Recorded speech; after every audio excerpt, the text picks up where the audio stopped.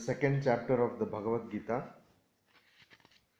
in the 46th verse, Sri Krishna tells to Arjuna, Yavan artha udapane sarvatah samplutodake tavan sarveshu vedeshu brahmanasya vijanatah. Sarvatah, everywhere. Sampluta udake means everywhere if there is a flood, in flood. Udaka means water. Sampluta means excessive water. That means where there is flood. Udapane, in a reservoir, like a well or something. Yavan, as much artha, use, vijanatah brahmanasya, means of one brahmana who knows, the knowing brahmana, vijanatah.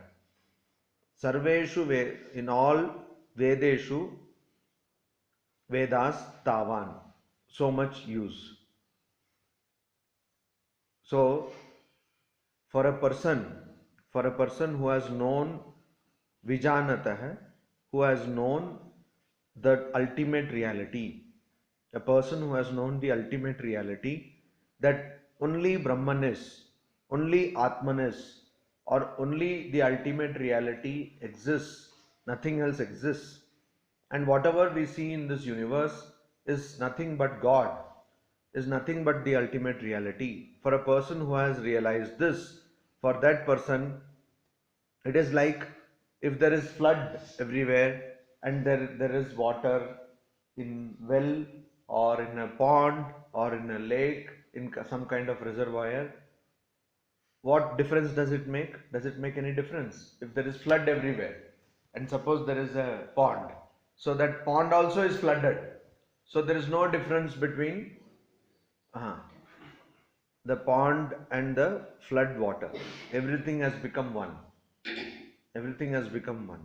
Similarly, a person who has known the ultimate reality, for that person, Vedas have only that much value.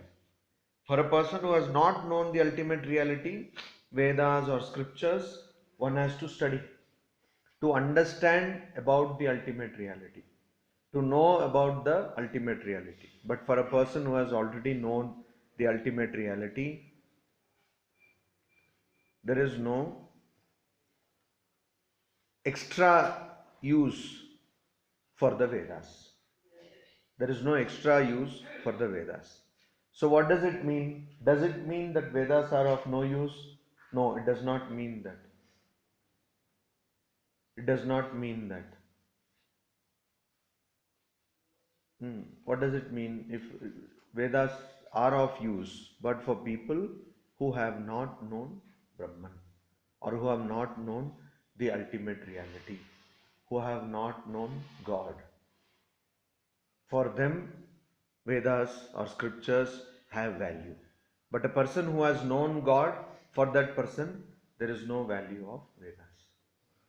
So, like Sri Ramakrishna gives this example, that a friend wrote a letter to another friend asking him to get some things. The moment the other friend read the letter and saw what are the things which have to be bought, then afterwards the letter has no value. Then that person went to the market, got the things, and then sent it to the friend. So those instructions or those things, name of things, that list had value only till this person read it. Once that person has read it and understood, then there is no value.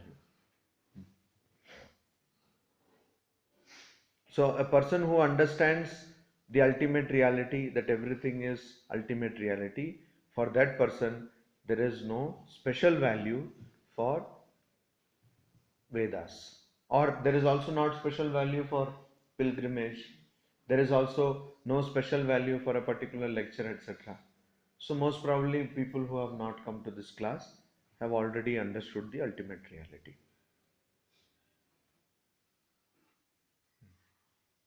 So they have no use for this like that. Then comes the very important shloka which has been quoted often, and it is called It is mostly when somebody talks about Bhagavad Gita, this is the shloka they quote. 47th verse of the second chapter of Bhagavad Gita. कर्मण्येवाधिकारस्ते मा फलेषु कदाचन मा कर्म फल हेतुः भू माते संगोत्स्व कर्मणि. So कर्मण्येवाधिकारस्ते मा फलेषु कदाचन मा कर्म फल हेतुः भू माते संगोत्स्व कर्मणि. So in work, karmani, eva only, te, your, adhikara, right. Kadachana, ever, faleshu, in fruits, ma, not there. Karma phala hetuhu, the producer of the, hetu here means the producer of the results of actions. Karma phala, ma bhu, you should not be. You should not produce results of actions. At the same time, akarmanihi, in inaction, te, you, your sangaha, attachment, ma, not astu, let be. That means you have only right for working. You do not have rights to the fruits of actions. And you should never produce the results of actions. And you should also not be inactive. You should not be attached to inactivity. So, you have only right to work. That means what? You cannot remain without work. You have to constantly work.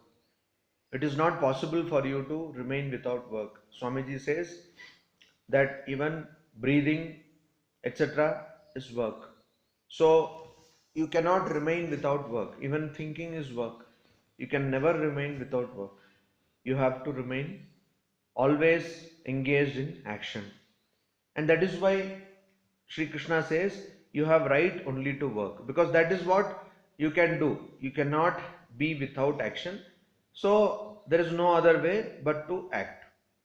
However, you have no rights to the fruits of action. That means you can remain in work, you can remain doing action, but generally people do some action with a fruit or with an aim in mind, that I have to achieve this, I have to get this, so I am doing this work. But Sri Krishna says that you cannot do, because you cannot achieve a particular thing and so do an action. If you do like that, what will happen? Bondage will be created and you will have to keep on doing further actions. Suppose you are buying something and experiencing something. Suppose you are buying a car and sitting in the car and you are enjoying the ride. Now that has created an impression in your mind of that particular brand of car. Next time when you see that brand, you would want to buy it. So Sri Krishna says that that cannot be done.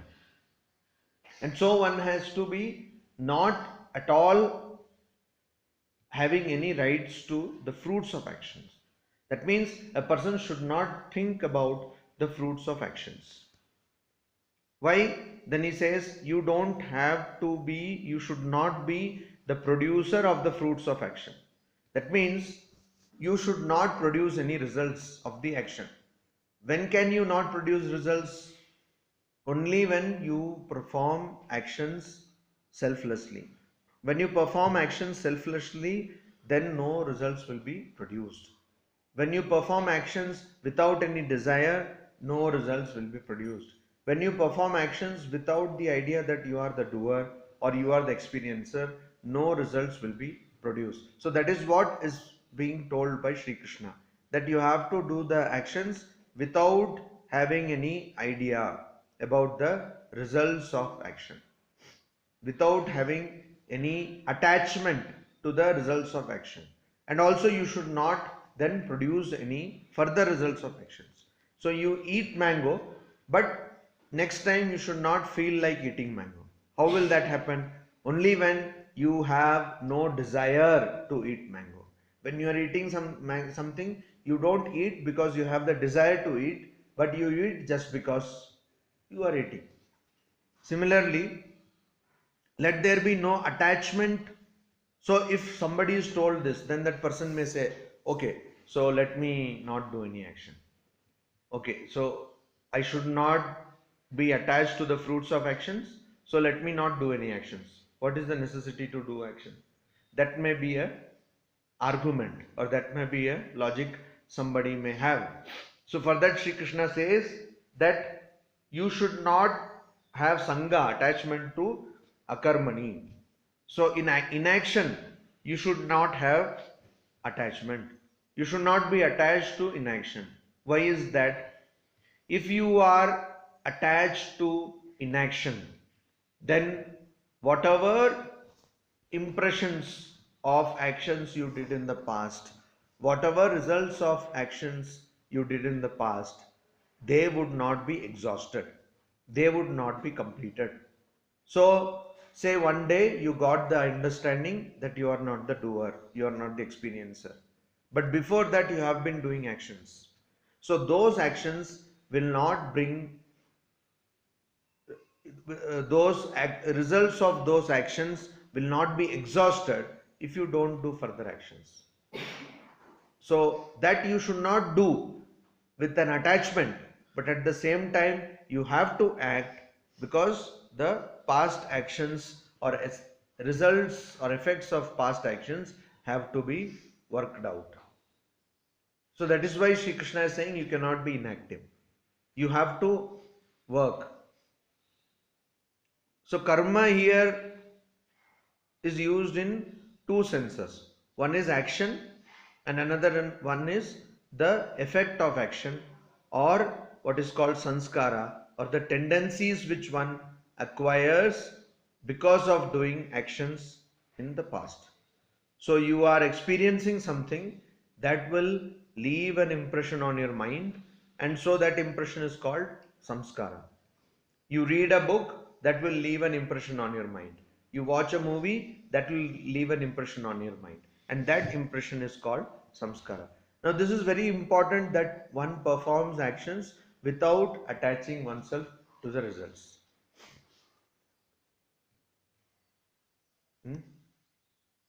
What? What happened? So is it clear?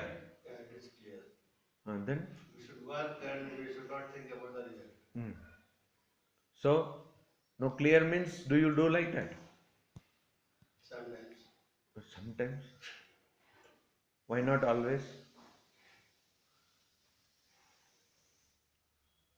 Win. Did you understand this? Yes. So, is it possible to be practiced? Yes. Right. It is possible. How?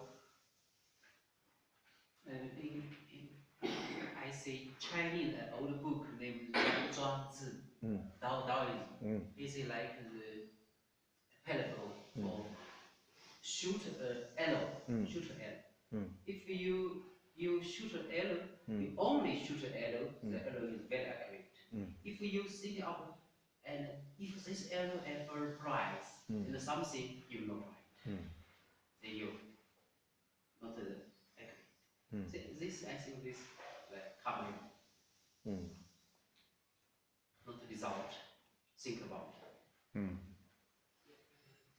What about eating the mango? So said about eating the mango. No? So I eat the mango and I'm not attached to its taste. So when I'm having it sweet, I would say it's not sweet. No, you're not attached to the taste. You experience, but you're not attached to the experience. But experience will lead to automatically that it was sweet. Brain impression was there. No. You see, cognition does not mean attachment. I see you. I might even ask your name, what you're doing, etc. So this information is there in my brain. But that does not mean that I am attached to you. Attachment means if I don't see you, or there is some kind of an attachment, then I feel bad. Okay, so that is attachment. If I don't eat mango, what will happen? Or if I don't get mango, what will happen? So attachment comes because of desire. So if you have a desire to eat mango, You eat mango, okay, but then do you have a desire to eat mango once again? So basically, having goals are wrong in that case. In any work or anything. Goal setting itself is not wrong, but getting attached to the results is wrong. But So, once you set a goal, if you don't achieve it, how do you behave? that's separate. But once you set a goal, in the time the result is not come, yes or no, you are attached to the goal because that is No. See, that is not separate. If you set a goal and if you don't achieve that goal, what happens to you? So, if you are attached to the goal and you don't achieve the goal, then you are disturbed. But a person who is not attached to the goal will also set a goal, but will not be at all disturbed, or there will be no change in that person if the goal is not achieved. But if you are working on anything, only the aim will be there, then only we can work on that. Now, aim will be there, but if you are all the time thinking about the aim, you will not be able to work properly. But first aim should be set. Then only Now, we you work can on set aim, goal you can set, but the problem here is not about just goal setting. Here the problem is whether you are attached to the goal. After setting the goal, you should not be attached, you should be detached. You should not, for the whole time, 24 hours, you should be attached to that goal. No, you should not at all You be should not attached. not at all attached. Ah. So, if you will not get the result, you will not be distressed, you will not be unhappy. So, you have to do the thing just for the purpose of doing the thing. Just you set a target, but whether you are getting it or not getting it, you should not be perturbed with the result. That is the meaning of this. So, are you able to live like that? Try to. No. Are you able to live like that? Till now, not it is 100%. So that is the thing. And similarly, you should not be attached to and you should also not produce results of actions. Means you should always know that you are not the doer. You are not the person who is doing the action. That means you should have a belief in the fact that this is because of your previous actions that you are facing this. These are the effects of your previous actions, and so you are not doing any new action, or you are not doing any action. That you should have, that idea should be there. And also you should not be attached to inaction, that I will not do anything. Because if you think that you are not the doer, then automatically you are also not the person who is not doing. If you think that you are not the doer, then you are also not the person who is not doing. Okay. in practicality, I don't think it is possible for us. If we are doing Why? something, if you think we are not doer, I don't think at present I don't The think. thing is that we are looking at it from the worldly point of view. No, even from worldly point of view. No, the concept, we are arriving at the concept from the worldly point of view. That's why we are not thinking we are only thinking we are the doer. If you go to the higher step, then it will understood clearly that you are not the doer. Everything is created and being done by the something superior than you. And we are only the. But you are not understanding it. Yeah. What? Are you understanding that? Yeah, I am understanding that. You are not. I am. No. What you say and what you do, there is a lot of gap. You are saying this, but you are not in your life following it. You are not following it. How can it be? Why are you wearing so many rings on your fingers? These rings. Actually, I was not wearing it. To satisfy someone, I have to wear it. So you are the doer. You think that you are satisfying someone, so you are the doer. So that's what I am saying. You are saying that you are trying to do, but you are not even trying. So it is not like that. You see,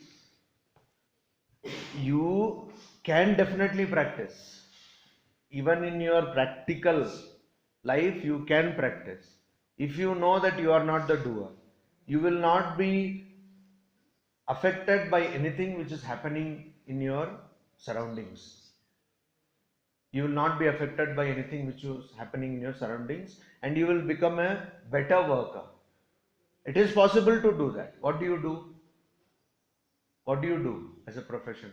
I work in ACC Cement. Achha, what do you do there? I am in logistics and supply chain. So in that work also, you can practice this as I am not the doer, and you can attain this. It is very much possible. It is very much possible. See, you have taken up a work and you are doing the work, and that particular work you are doing because you have taken up in the past. Now you have to decide. So if you follow devotion, you have to understand that everything happens because of the will of God, and because everything happens because of the will of God, you have to just keep quiet, and everything will happen. So whatever is told to you, whatever is presented before you, you do that work. Okay, you do that work, and then you be surrendered to God. So if you do that, then you will have no tension, no disturbance, nothing. But then the problem is that people have desires. You want to satisfy someone, you want to get something. So these desires are there. So that is why people are unable to do that. In professional life, that is obviously it is there. We have to satisfy our superiors. No. You see, even if you look it at this way, look at it at this way, in this way, that even if you satisfy your superiors, they are not going to give you the proper reward for what you have done. They will not give you. They will in fact take some credit of what you have done. Right? And that also is there. Now that will only happen. So even if you satisfy your superiors, even speaking in a totally business-like sense, you will not get the complete benefit of what you are doing.